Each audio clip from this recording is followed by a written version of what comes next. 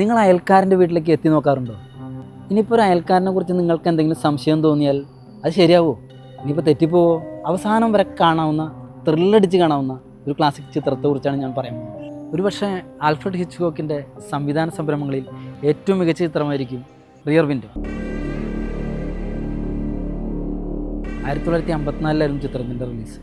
1942 colonel വൂൾറിച്ച് എഴുതിയ ചെറുകഥ അതിനാസ്പദമാക്കി John Michael Hayes എഴുതിയ സിനിമയായിരുന്നു റിയർ വിൻഡോ.